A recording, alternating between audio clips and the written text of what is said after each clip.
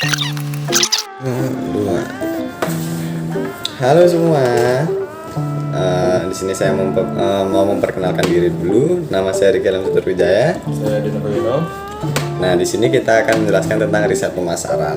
Apa itu riset pemasaran bagi perusahaan? Langsung kita ke materinya aja yuk, gas. Nah, jadi riset pemasaran itu adalah kegiatan krusial ya untuk perusahaan. Nah, jadi setiap perusahaan menginginkan keuntungan berlipat nih. Akan tetapi untuk mendapatkannya kan diperlukan analisis strategi pemasaran dan perencanaan yang matang. Karena inilah perusahaan membutuhkan riset pemasaran. Apa itu riset pemasaran? Bagaimana contohnya? Berikut ya penjelasannya. Tolong disimak baik-baik. Jadi riset pemasaran itu adalah kegiatan mencari, menganalisis, dan menyimpulkan data untuk membuat strategi pemasaran lebih valid dan sesuai tujuan perusahaan. Melalui riset ini, perusahaan akan dapat mengidentifikasi konsumen, kekuatan dan kelemahan produk, serta keunggulan kompetitor. Proses ini bisa dilakukan tiap minggu, bulan, atau tahun sesuai kebutuhan strategi. Bahkan beberapa perusahaan memiliki tim riset sendiri yang bekerja secara kontinu untuk mengumpulkan data pemasaran lebih besar. Hampir semua perusahaan di masa kini melakukan proses riset pemasaran. Oleh karena itu, segera terapkan ini di perusahaan Anda agar strategi pemasaran semakin efektif dan efisien. Oke, jadi selanjutnya itu ada tujuan riset pemasaran ya. Jadi saya jelasin dulu nih, riset di bidang pemasaran itu salah satu riset paling kooperatif bagi perusahaan. Karena tujuannya ada 3 sekaligus, yaitu internal, konsumen, dan kompetitor.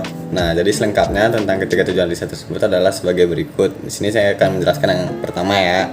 Yang tujuan internal itu riset pemasaran dapat dilakukan dengan tujuan mengembangkan perusahaan. Nah, saat ini salah satu strategi pemasaran paling efektif adalah flywheel marketing. Apa tuh Win, flywheel marketing? Jadi, flywheel marketing itu pemasaran yang melibatkan setiap divisi.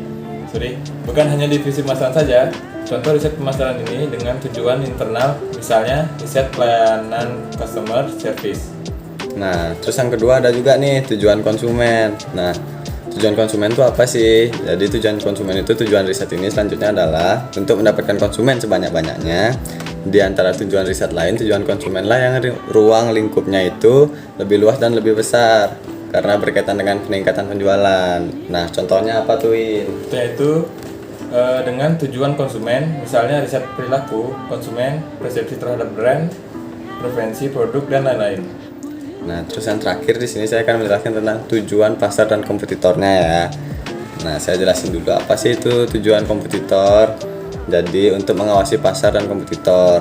Nah, di dunia mengalami perubahan cepat dan tidak terduga yang kita kira, sehingga perusahaan perlu siap-siap nih jika harus evaluasi untuk membuat produk baru. Apa sih contohnya tujuan kompetitor itu Win?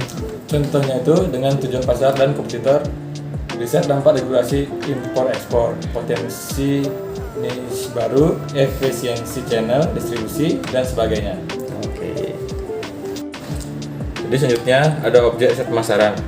Objek riset pemasaran ini berkaitan erat dengan produk Anda atau mempengaruhi penjualan secara langsung, mulai dari konsumen sampai kompetitor. Penjelasannya bakal dijelasin sama Vicky. Halo, jadi di sini saya akan menjelaskan tentang objek riset pemasaran apa aja sih ada. Jadi yang pertama itu ada persona konsumen ya. Persona konsumen itu riset persona konsumen dapat membuat Anda mengenali konsumen lebih jauh, mulai dari motif pembelian sampai latar belakang sampai mereka membuat keputusan untuk membeli barang tersebut. Nah, terus yang kedua ada efektivitas strategi pemasaran nih. Efektivitas strategi yang sebaiknya dilakukan tiap minggu dan bulan. Saat ini dunia makin dinamis sehingga sebaiknya strategi dievaluasi dalam jangka pendek. Jika diketahui strategi pemasaran yang diterapkan tidak terlalu efektif, tim dapat langsung ganti strategi dengan cepat tanpa harus menunggu lebih lama lagi. Terus yang ketiga ada objek riset pasar, itu produk atau fitur baru yang baru dirilis ke masyarakat. Nah, produk bagus tidak dibuat dengan waktu yang lama dan bentuk yang sempurna. Sebaliknya juga, produk akan lebih baik jika mendapat masukan dari pengguna untuk kemudian diperbaiki. Nah, jadi jika perusahaan Anda melakukan inovasi, jangan buang-buang waktu menunggu produk dibuat sesempurna mungkin. Terjunkan dulu ke masyarakat dan tunggu bagaimana reaksi mereka terhadap produk. Terus yang keempat ada harga dan laba. Nah, harga dan laba proses ini di bidang pemasaran yang tidak bisa Anda tinggalkan. Nah, berikutnya adalah berkaitan dengan harga dan laba. Dengan mengetahui harga umum produk di pasar dan potensi laba, Anda bisa merencanakan strategi pemasaran selanjutnya terkait harga.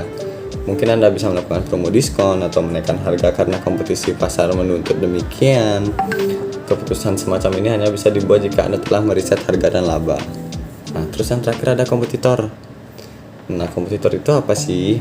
Jadi, objek riset pemasaran terakhir dan tidak boleh ditinggalkan adalah dengan mengamati tingkah laku pesaing.